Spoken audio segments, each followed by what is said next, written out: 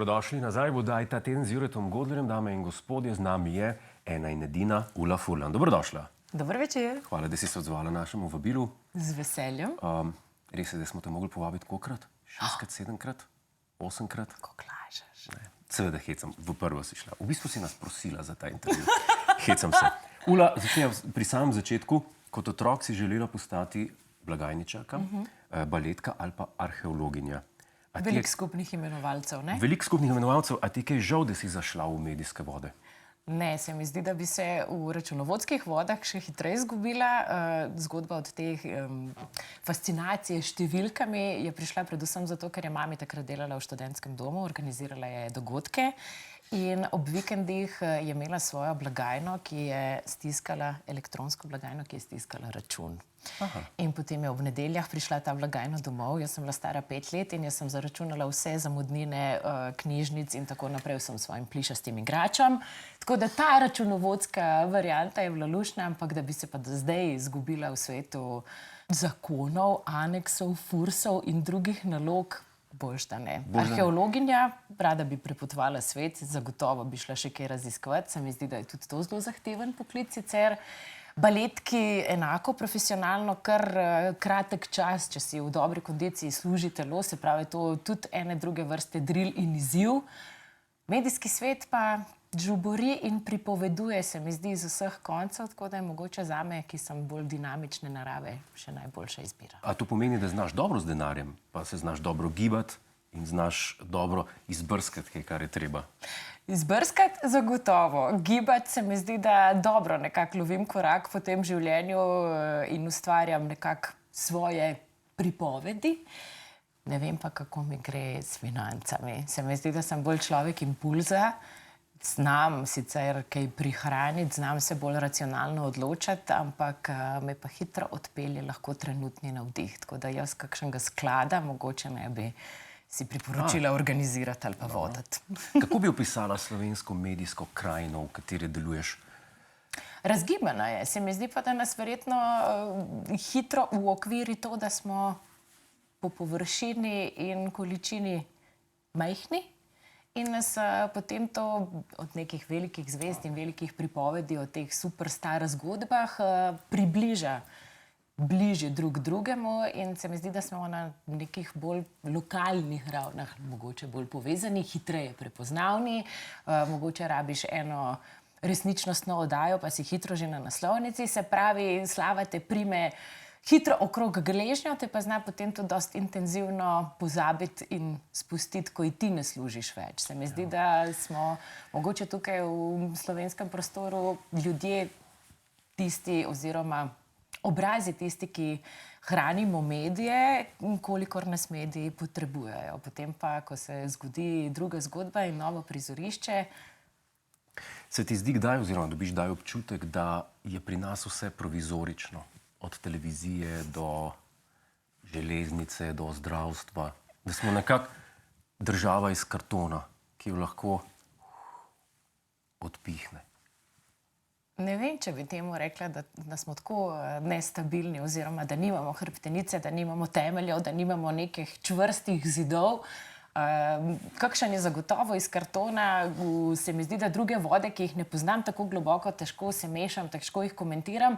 Na prvo žogo kot komentator iz kavča oziroma zdaj iz sedišča pri tebi v studiu, pa si lahko rečem, da kdaj zaviham kotičke ustnic navzdol, ne samo navzgor, da priviham pogled, da si morda kaj mislim svojega, ampak težko je verjetno krmariti velike zgodbe. Jaz mislim, da vsake politične in druge ekonomske, gospodarske prinesejo svoj ruzak, s katerimi moraš potem ti znati operirati.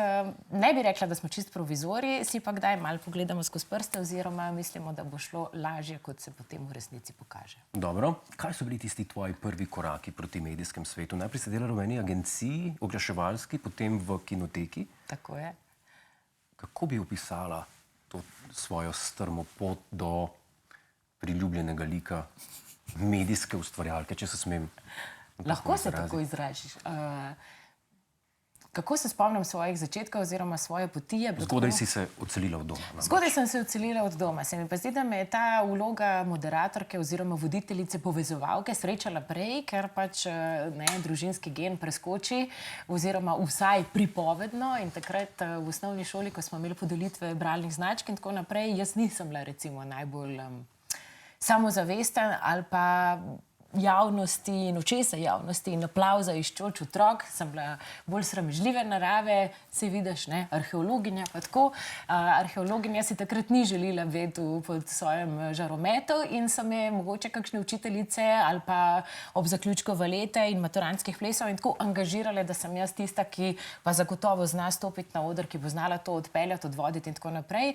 Kar mi takrat mogoče je bilo v čast in v izziv, ni mi bilo pa najbolj ljubo. Sem pa hitro rekla dober dan in podelila kakšno priznanje, čeprav mogoče nisem bila najbolj vešča, nisem niti vedela, kakšen svet je zdaj tukaj pred mano.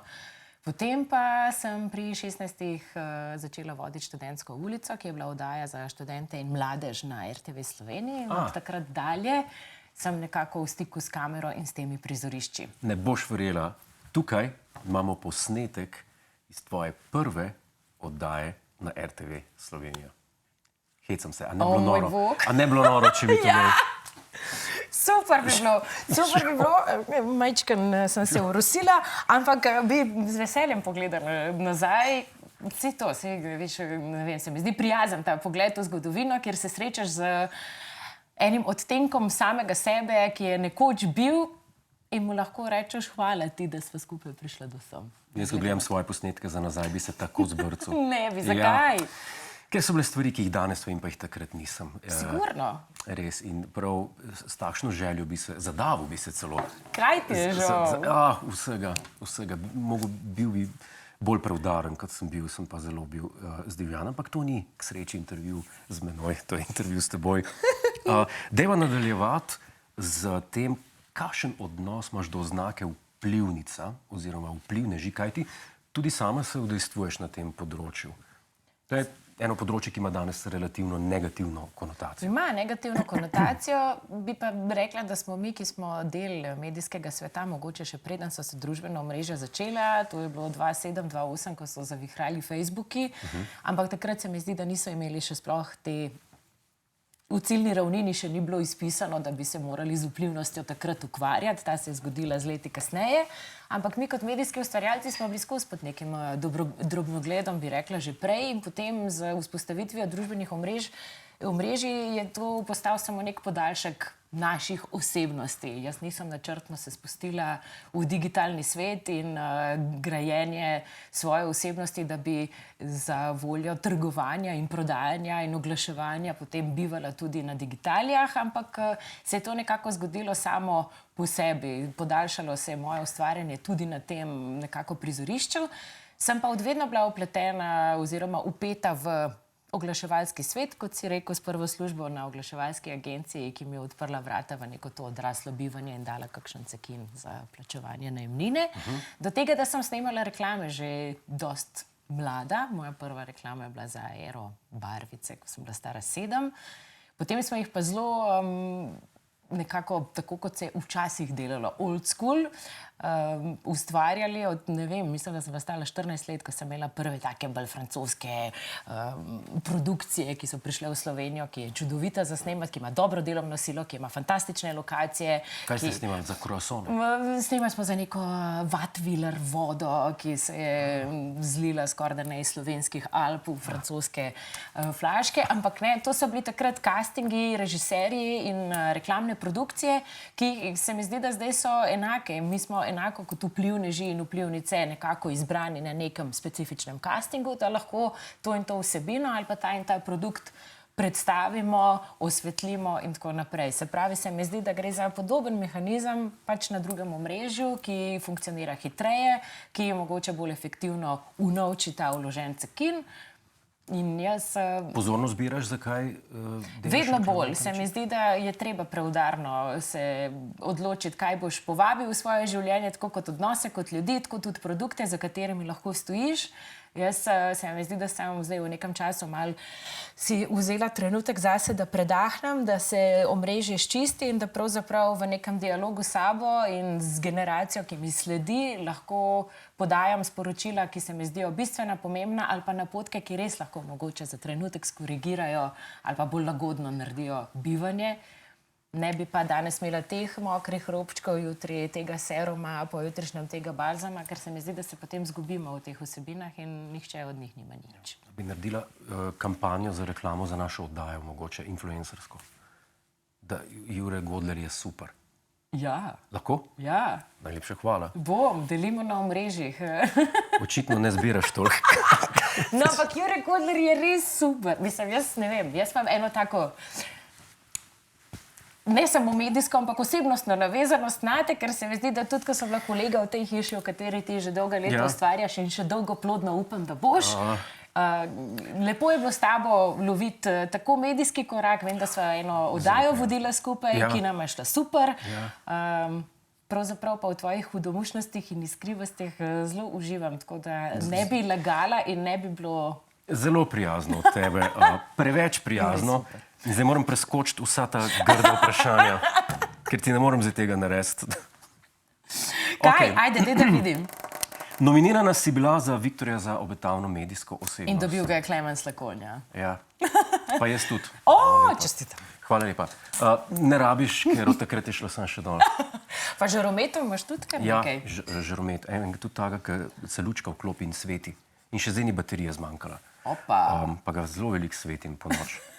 Nekaj mora osvetljevati moje solze, žalosti. Imaš pa po sebi poimenovano eno pico v eni od ljubljanskih pizzerij. To je to dosežek. Imenovano Ulala. Ja? Jaz nimam, recimo. Kaj bi imel rajš z tega? Veliko raj bi imel pico. Sploh, če bi mi jo častili. Kot žaromet, ki neskončnost lahko sveti in mu ne umanjka baterije. Ula, zase praviš, da imaš možgane, ki zelo hitro pozabijo nepomembne stvari oziroma balastne stvari in si zapomnijo pomembne stvari, ki štejejo, tako rekoč. Kaj je bilo najtežje pozabiti v življenju? Kaj je bilo najtežje pozabiti v življenju? Kakšen kiks, ob katerem sem me polil znoj, sem zardela v lica in vem, da to je bilo dvakrat, ko sem špricala šolo. To je bilo najbolj težko pozabiti. Trenutek, ko si zaloten, se mi zdi. V bistvu takrat razočaraš sebe, takrat te razočara ta zgodba in scenarij, v katerega si se pravzaprav sploh spustil in pustil, dovolil si se zapakirati. Po drugi strani pa hitro me je ulovila profesorica slovenščine, da nisem na biologiji, ker sem šla med tem, ko sem preskakovala specifično uro iz biologije, v McDonald's na Čopovi.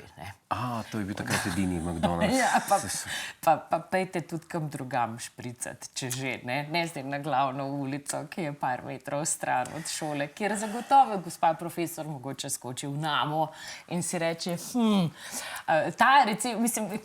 te kiksi, kjer sem mislila, da bo lahko samo sebe in druge pelet za nos. To se mi zdi, da je najbolj razočaravajoče, da si misliš, da si sam lahko in da so drugi tako naivni. Jaz sem pa mislil, da si bila pridna učenka. Sem. Z leti sem potem dobivala ta pogum. Prvi, drugi, tretji, četrti razred je bila ta sramežljiva deklica, potem pa se mi zdi, da sem začela hitro dobivati ta krila. Jaz bom urnik delala. Ja, tega ni. V tem razredu. To pa mogoče, tako kot si ti rekel, ko si bil mlad, da si bil vihrav, da si bil bolj divji. Jaz tudi vidim kakšen mogoče medijski posnetek za nazaj in si rečem, umiri misli, vseeno imej mogoče eno malo bolj profesionalno držo, ni treba biti tako samozavestna, tako cool, tako ležerna.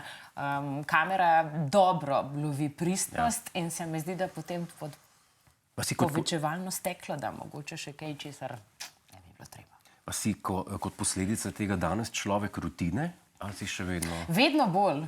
Ampak to se mi zdi, da morda pride z leti, ampak ja, zdaj ostajam brez budilke, precej bolj zgodaj, kot sem se nekoč borila. Nek sprehod na Rožnik se mi zdi, da me zlufta, da sem v tišini, da grem 1,5 ure hoditi po gozdu in iščem svoj mir. Se pravi pač ja, vnašaš v življenje, ki je bilo prej polno ene dinamike, ogromno enih ljudi, veliko impulzov sem prinesla, zdaj rabim več tišine, več miru, bolj organiziran ritem, ker potem lahko bolj funkcioniram. Jaz bi rekel, da si od kamilc pa od prepečenca še daleč.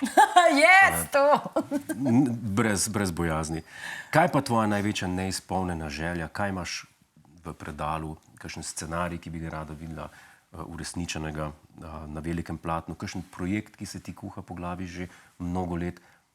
Gotovo imaš nekaj, kar še čaka na manifestacijo. Zdaj bom tako kot veliko naših raznovrstnih medijskih ustvarjalcev rekla. Mir na svetu. Čaka knjiga. Aha, knjiga. Eno naslovnico, ne v kakšni izložbi. Ne. Zdi se mi, da od vedno sem imela rada pripoved, dinamiko besed, zanima me izražanje, besedni zaklad, različni slogi in tle se mi zdi, da nekako moje misli in ta moj možgan ima eno svojo pripovedno špuro. Zgodilo se mi je tudi veliko različnih impulzov, zgodb, ljudi, dogodkov, ki jih skozi eno svojo prizmo, skozi en svoj pogled nosim zdaj v sebi. Morda pa bi mi bilo lepo, da bi se kdaj to zlilo na papir. Se pravi, naslov bo? Za enkrat je bila mesenost življenja, ampak to se mi je zgodilo v trenutku oziroma v tistem obdobju, ko mi je umrl oče. In se mi je zdela ta surovost telesa, ki sem ga v enem trenutku videla kot neko razkrajajočo se lubenico, ampak zdaj bo šla zelo dark, ne, kot ta dark bom še to luč ugasnil. Tako se mi je zdelo, ne, a veš, kako minljivo je to telo, kako je v bistvu, ne, kot ena čvrsta lubenica, ki je vsa sočna in hladna iz hladilnika in se v parih urah potem prekuha in ti čutiš, kako vanjo grizneš, kako v bistvu minljivo je to življenje, kakšen hiter je lahko tudi nek ta psihofizičen razkroj in kako v trenutku smo in nas potem več ni. Ampak jaz mislim, da zdaj bi preskočila sam to epizodo, se mi pa zdi, da skozi pač družino, odnose, mamo, očeta, medijski svet in lastno to arheološko raziskovanje življenja. No, pa gostovanje v oddaji ta teden. Pa gostovanje v oddaji ta teden bi znala zagotovo napisati, če kakšno dobro poglavje. Pošteno. Najlepša hvala, ker si bila naša gostja. Je mogoče še kaj, kar bi sporočila našim gledalkam in gledalcem? Predvsem gledalkam mogoče bi bilo treba dati na znanje, da je treba hitro Jureta uloviti za rokav, če hočete kdaj iti z njim na pot. Jaz se spomnim, da sva enkrat skupaj potovala v Bruselj, da imaš pač ti dvosed kot vozilo in da nisem dovolj hitro zavrtila tvoje telefonske številke, ker si meni rekel ne, Danica Lovenjak je imela pa prednost. Se pravi... Danny Love, prva pride, prva melje. Kdor pri melje, zdaj... Jaz sem predlagal, bi se stisnili vsi trije, ne? Ali pa kup 4 seda. Ali pa to. Nima šanse. Pa se nas dobi več. Ula, najlepša hvala, da si bila naša gostja. Srečno pri projektih še naprej. Pa upam, da prideš še kdaj. Z veseljem. In nadaljujeva ta izjemen pogovor. Mi pa se vrnemo takoj po oglasih. Hej, preden greš, klikni tukaj in se naroči na naš YouTube kanal. Imamo pa tudi TikTok, Instagram in Facebook, tako da le urno.